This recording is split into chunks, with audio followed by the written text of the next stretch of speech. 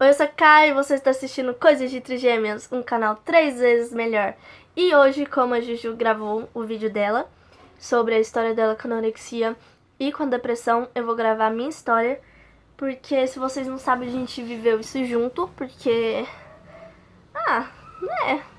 somos irmãs, vivemos em conjunto e acabou que nós dois desenvolvemos esses problemas. Tá, vou começar desde o começo. Na minha cabeça tava uma bagunça de como começou, como era o meio, como era o final, mas eu consegui dar uma organizadinha pra explicar melhor pra vocês. Aos 14 anos de idade, faltando uns 3 meses pro meu aniversário, eu comecei uma dieta. E era uma dieta realmente, eu não excluí nada, eu apenas diminuí. E na minha cabeça era normal aquilo. E era normal, e na minha cabeça era preciso, porque todo mundo falava: Ana Júlia, você tá gordinha, você tá precisando emagrecer. E eu pesava mais que a Ana Júlia na balança. E eu ficava: cara, vocês estão falando que ela tá uma baleia, que ela tá gorda, que ela precisa emagrecer, e ela tá pesando menos do que eu? O que esse povo pensa de mim? Só que ninguém nunca chegou em mim e falou: você tá gorda.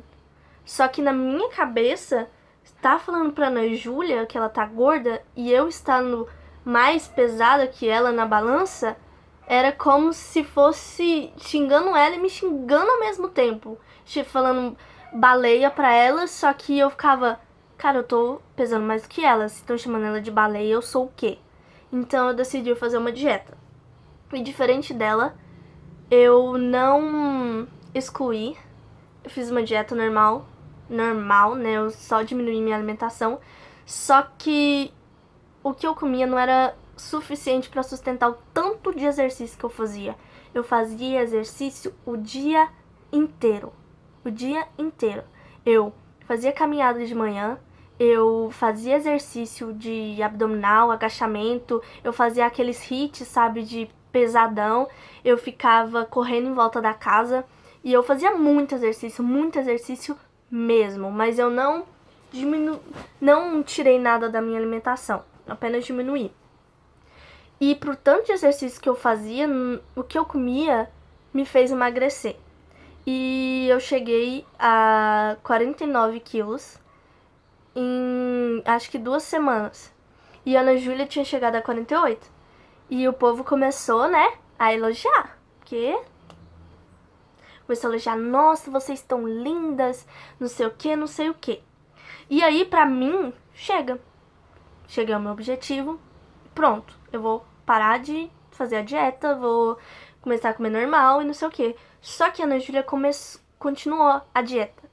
E ela passou a ideia, tipo assim, eu não falo que foi culpa dela, mas ela começou a falar: se eu emagrecer até 46 quilos, eu vou manter esse peso. E aí eu tomei essa ideia pra mim. Aí ela falava: se eu emagrecer até 45 quilos, eu vou poder comer mais. Se eu chegar a 46, eu ainda vou estar no meu peso ideal. E eu peguei essa ideia pra mim também. E eu comecei a emagrecer mais e mais e mais. Até que, pra mim, pra Juju, virou uma competição. Se ela comesse pouco, eu comia pouco também. Se eu comesse pouco, ela comia pouco. Se eu fazia 30 minutos de exercício, ela fazia 45. Se ela fazia 45, eu fazia 1 hora. E essa competição era silenciosa. Não era aquela, tipo assim, eu virava pra Ana Júlia e falava: você fez meia hora de exercício, eu vou fazer 45. Haha. Não, era silencioso. Eu não falava com ela, ela não falava comigo. Eu falo que nessa época a gente deixou de ser irmã, a gente virou competidora. A gente não conversava uma com a outra, a gente conversava tipo assim: quanto que você comeu por dia? E quantos exercícios você fez? A gente só conversava isso. E nesse meio termo, a Ana Júlia descobriu o que era caloria, e eu também descobri o que era IMC, e eu também descobri. E com isso, eu comecei a ir diminuindo minha alimentação e continuei fazendo muito exercício, muito exercício. E com essa competição,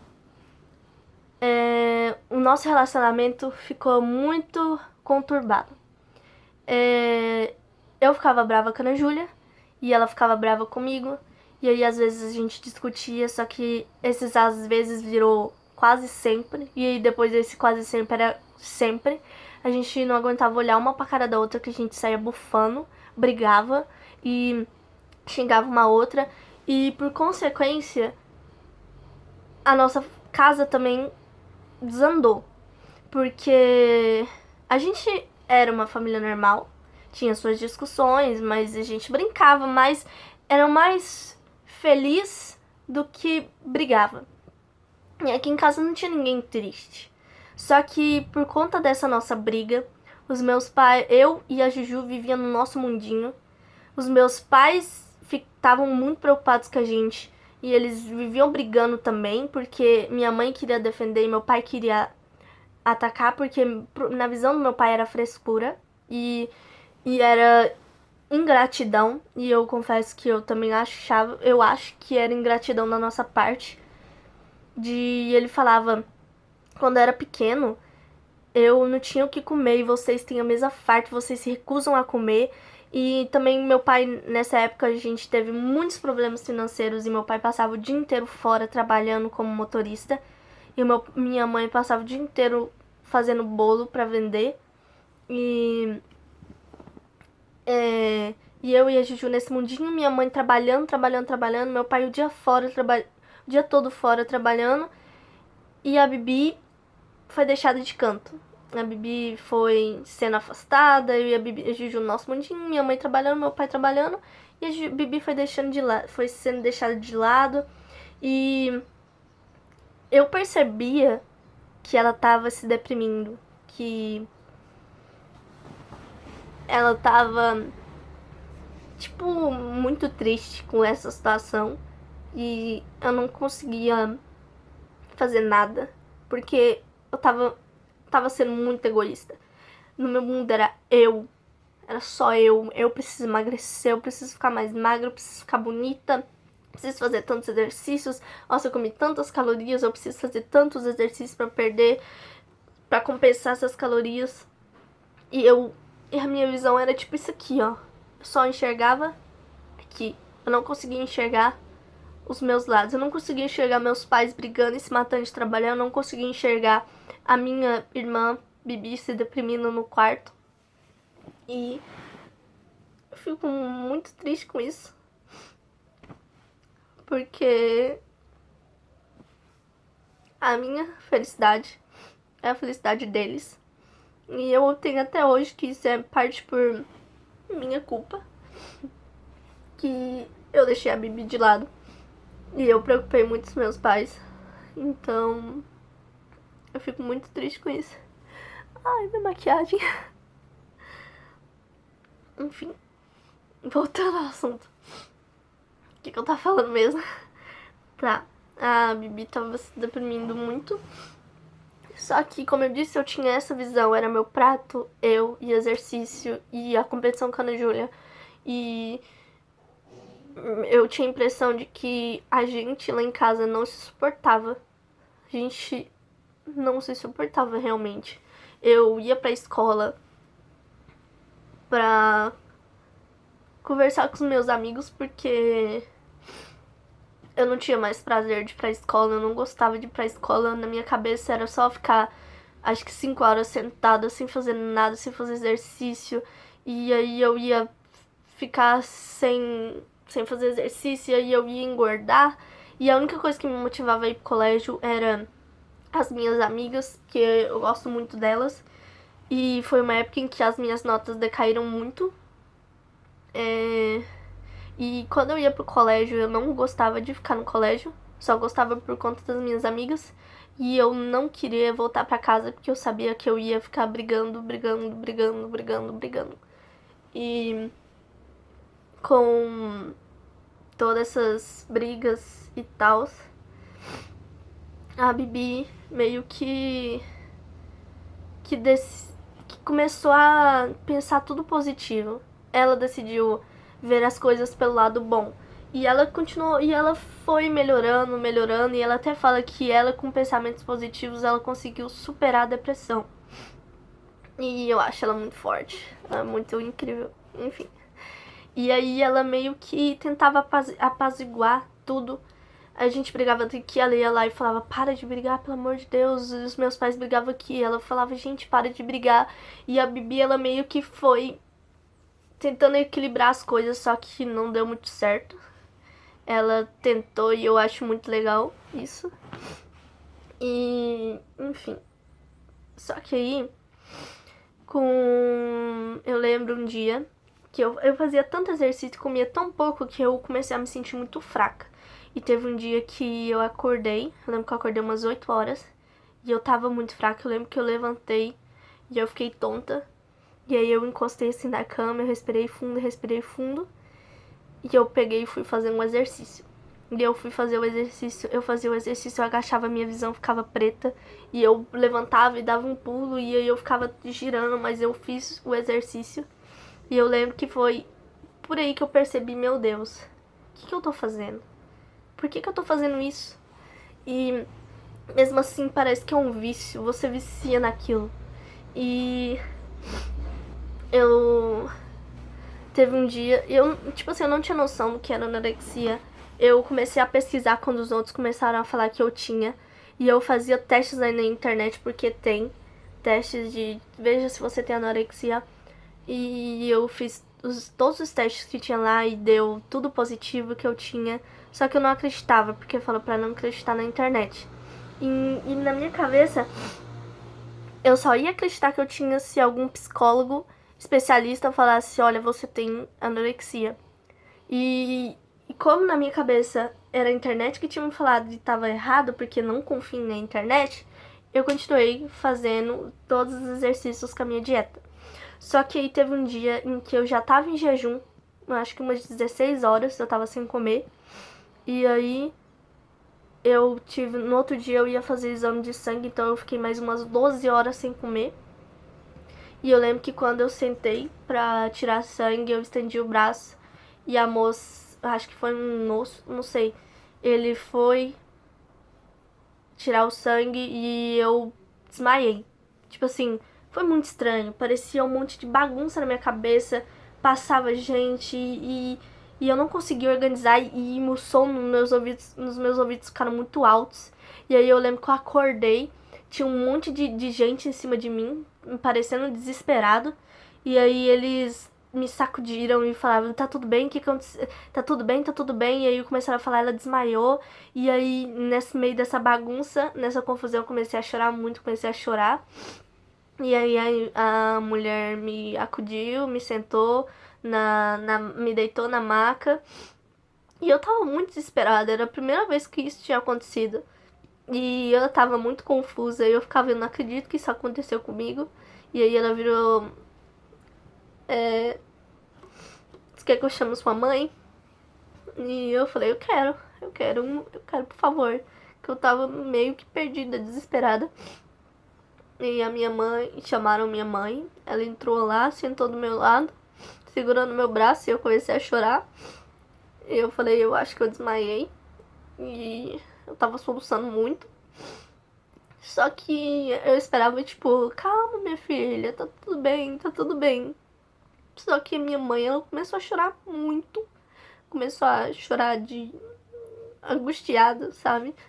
Parecia que ela tava muito desesperada. E ela chorava.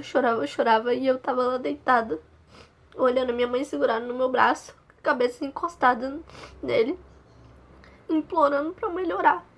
Falando, pelo amor de Deus, volta a comer. Você precisa voltar a comer, por favor. E aquilo foi um baque pra mim. A partir desse dia, eu decidi que eu ia melhorar. Eu falava, eu preciso fazer alguma coisa. Por mais que eu não acredite que eu tenho anorexia, eu vou tentar melhorar. Vou voltar a me alimentar direito. E a partir desse dia, eu voltei a me alimentar direito. Assim, claro, antes eu não comia nada e eu fui acrescentando algumas coisas. E por mais que eu fosse acrescentando as coisas, aos alimentos, e eu fosse recuperando o peso, eu não me sentia bem. engordando. Eu me sentia super mal. Eu continuava fazendo. Eu passei a fazer menos exercício, mas eu continuava fazendo exercício. E eu fui ganhando, né, peso. E as pessoas comentavam, só que aquilo me dava uma extrema angústia. E porque eu ficava agoniada, eu olhava pra mim, eu lembro que eu arrepiava, porque eu não conseguia gostar de mim, eu sentia nojo. E e desculpa, pausei. E eu lembro que pra mim recuperar era só recuperar o meu peso. E não é isso. Pra você recuperar de um transtorno alimentar, o principal é recuperar sua saúde mental. E depois o peso, recuperar sua saúde física, é a consequência da sua recuperação mental e psicológica. Só que eu não tinha noção disso. Então eu pensava, se eu ganhar peso, a Ana Júlia, como ela tem uma competição comigo, ela vai querer ser igual a mim, vai engordar também, ganhar peso também. E aí a nossa situação em casa vai melhorar. Só que isso não aconteceu. Eu comecei a ganhar peso, as pessoas comentavam, nossa, você está mais bonita, mas eu me via feia, gorda, e eu ficava agoniada de estar no meu corpo. A Juju, ela continuava emagrecendo, emagrecendo, e continuava estressada, brigando, brigando, brigando. E eu pensava assim, se eu melhorar, tudo vai melhorar. Só que isso não aconteceu. Parece que claro, que melhorou algumas coisinhas, mas eram poucas. Meu pai e minha mãe continuavam brigando. A Juju continuava naquele negócio de emagrecer. E eu comecei a ficar muito deprimida. Porque eu tinha a esperança de que se eu melhorasse, tudo ia melhorar. Só que isso não aconteceu. Então, eu continuava comendo direito, fazendo poucos exercícios, porque isso deixava meus pais um pouco felizes e deixava a Bibi também feliz. Ela virava assim pra mim, nossa, eu tô tão orgulhosa de você por você ter decidido fazer isso. E era uma forma de compensar todo o sofrimento que eu tinha causado pra eles. Então eu continuava, só que eu fui me deprimindo, me deprimindo, me deprimindo. Eu não conseguia mais sorrir. Eu lembro que até eu fui na chácara da minha avó, na roça, né? E eu só ficava dentro do quarto, deitada. Às vezes eu abria a janela e olhava pra fora, mas eu não conseguia sentir felicidade. Eu lembro que eu fui até pra fora lá e aí a minha avó virou: o que foi, Cacá? Você tá tristinha, né? E eu, não, é só sono. Aquela desculpa, é sono. E eu comecei a me deprimir muito, muito, muito, muito, muito, muito mesmo. Eu só via músicas mais depressivas ainda pra eu me afundar no poço mesmo da tristeza. Eu não conseguia me ver feliz. Eu só ficava planejando a minha morte. Eu ficava imaginando como seria a reação das pessoas se me encontrasse morta. E eu só conseguia ver isso, eu não conseguia ver saída. Pra mim era isso, a solução seria isso, porque eu me via como o erro. Então, se eu fosse embora, e as pessoas ficariam mais felizes.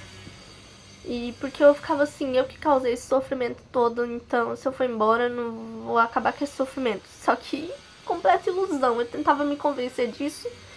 Eu sabia que não era verdade, mas eu tentava me convencer de que era verdade.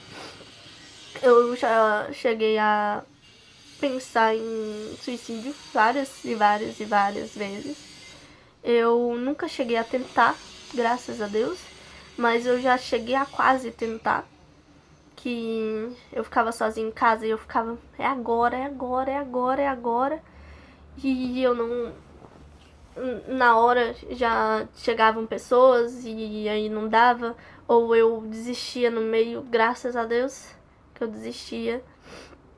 Só que aí eu decidi que eu ia voltar a emagrecer, e aí depois eu decidi que eu ia melhorar, aí depois eu decidi que eu ia voltar a emagrecer, e depois eu decidi que eu ia melhorar. E teve um dia que eu tinha emagrecido de novo. A Ana Júlia chegou ao seu menor peso e ela chegou em casa chorando, desesperada, falando que ela tava desesperada porque ela tinha chegado no menor peso dela, que é um peso muito baixo. Ela chegou a... Na época ela chegou a 39 quilos e foi o ápice. Foi quando eu e ela viramos uma pra outra e falamos: é isso ou é morrer. Então, vamos decidir viver, né? E nosso irmão chamou a gente, falou que ia pagar uma psicóloga especializada, uma nutricionista especializada pra gente. E aí a gente começou o tratamento. Graças a Deus a gente tá bem melhor. A Ana Júlia fala que tá curada. Que bom, tô muito feliz por ela, mas eu acho que eu não tô. Claro que não se compara ao que eu tava. Claro que a depressão não tá tão forte quanto antes, mas é natural ter recaídas, e eu tenho recaídas. E eu tô feliz porque antes eu vivia triste, pensando em morrer. Hoje em dia não vivo pensando nisso. Antes eu não conseguia sorrir. E hoje eu rio, eu faço piada, eu brinco. E na anorexia eu fazia o fato concreto, eu emagrecia. E hoje em dia eu às vezes penso, só que eu virava assim, não vale a pena. Na época que você tava no seu menor peso, você olhava pro seu corpo e você achava feio. Você não se sentia satisfeita com ele. E você ainda se sentia triste e deprimida. Então vamos continuar, porque você tá mais feliz, seus familiares nem se compara. O ambiente aqui em casa tá bem melhor. Tá bem melhor. Que eu lembro que eu sentia... Porque meu pai, ele não entendia as coisas, ele falava muitas coisas que me magoavam. E eu lembro que eu não suportava ele. Não suportava ele. Eu prefiro morrer do que ter que ver a cara dele. Eu não suportava meu pai, eu odiava. E eu ficava assim, como que eu senti tanto ódio do meu pai?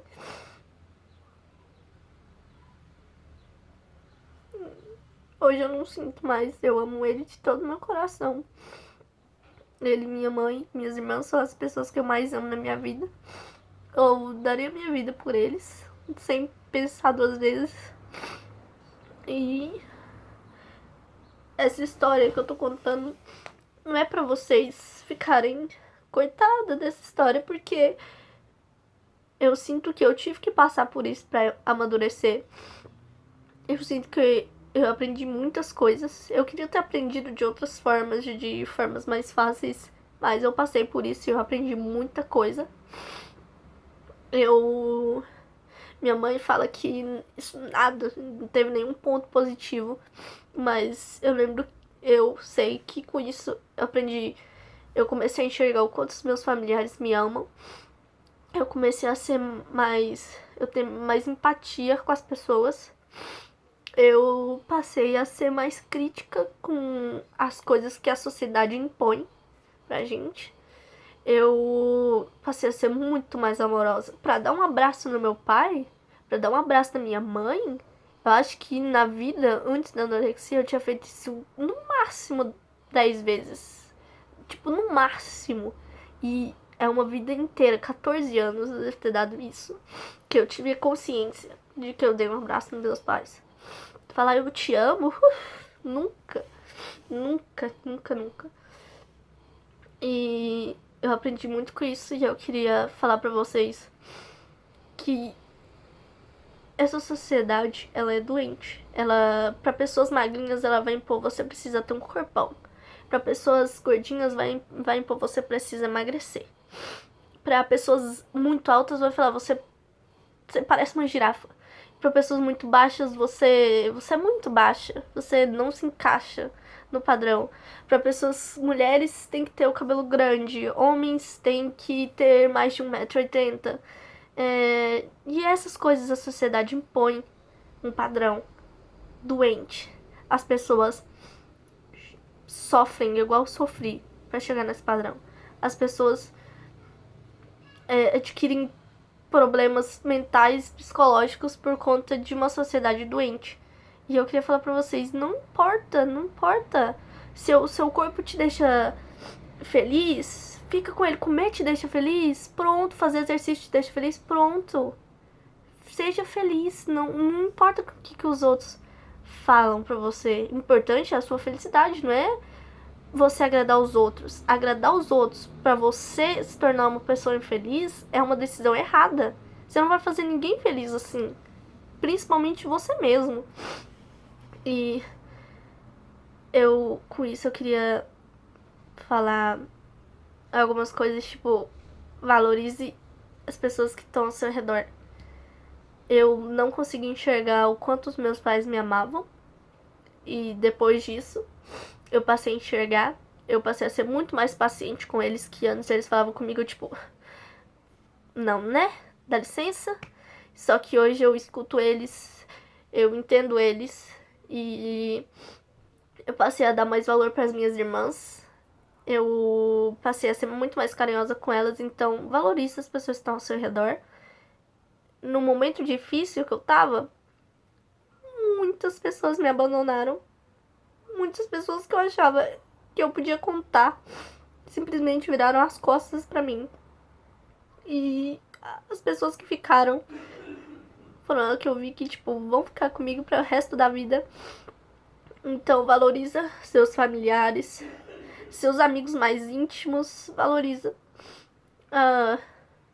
Num momento em que eu pensava em me matar, o que me impediu foi essas pessoas, porque eu não tava nem aí pra mim. Pra mim eu era o erro, eu não me amava. Então essas pessoas me fizeram eu me amar. Me fizeram ver o tanto que eu sou especial, o tanto que eu sou única e quanto eu preciso viver. E talvez você não tá passando por um momento difícil, mas a pessoa do seu lado tá passando. Vira pra ela e fala que ela é especial pra você. Porque é uma frase, não sei se foi eu que inventei, eu tenho essa de achar que eu li e foi eu que inventei, ou inventar e achar que eu li. Mas uma frase que é: cuidado com as suas palavras. Ela pode destruir uma vida. É igual algumas palavras me fizeram desencadear tudo isso que eu passei. Mas valorize as pessoas que estão ao seu lado e passe a ser mais carinhoso e demonstrar seus sentimentos. Fazer joguinhos e esconder não é a coisa certa a fazer nessa sociedade. A gente tá vivendo uma sociedade doente e depressiva. E mostrar o quanto uma pessoa é especial pra você não é um sacrifício. É uma dádiva você ter uma pessoa especial na sua vida, que você sabe que você pode contar com ela. Então, por que você não fala pra ela: cara, eu te amo, você é muito especial pra mim. Eu te amo, você é especial pra mim, salvou minha vida. E o seu eu te amo, você é especial pra mim, pode salvar a vida de alguém. Então, valeu, te amo, gente. Mas, de coração.